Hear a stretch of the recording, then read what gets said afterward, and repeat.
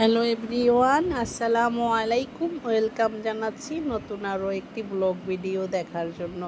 তো আমি সকাল থেকে কি কাজ শুরু করলাম, তাহলে শুরু করি আপনাদের সাথে। তো প্রথমে আমি ভাত বসিয়ে দিয়েছি, তারপর ডাল বসিয়ে দিয়েছি, মুরগি কেটে নিয়েছি, তারপরে মেশিনে কিছু কাপড় দিয়ে দিলাম এবং টেবিলটাকেও সুন্দর করে ক্লিন করে নিয়ে তারপরে মুরগিটা বসিয়ে দিয়েছি।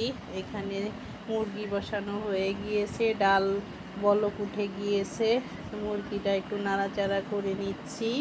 তারপরে কোনো রেসিপি শেয়ার করব না, জাস্ট কি করলাম সেগুলো একটু আপনাদের সাথে শেয়ার করে নিচ্ছি।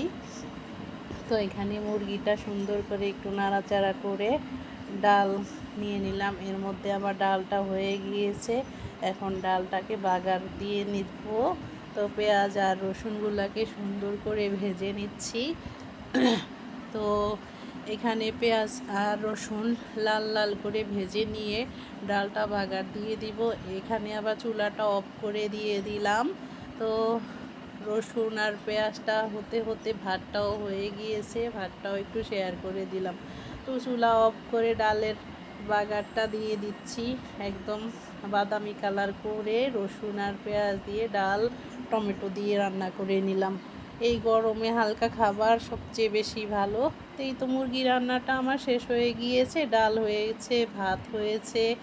এখন আমি একটু বাবুর জন্য ভাত নেব শুধু ডাল দিয়ে। ও একটু ডাল দিয়ে ভাত খায়, ও আমার বাসায় বেড়াতে এসেছে। তো এখন আমি বাবুর জন্য ডাল আর ভাত নিচ্ছি, তো বাবুকে খাইয়ে দিব।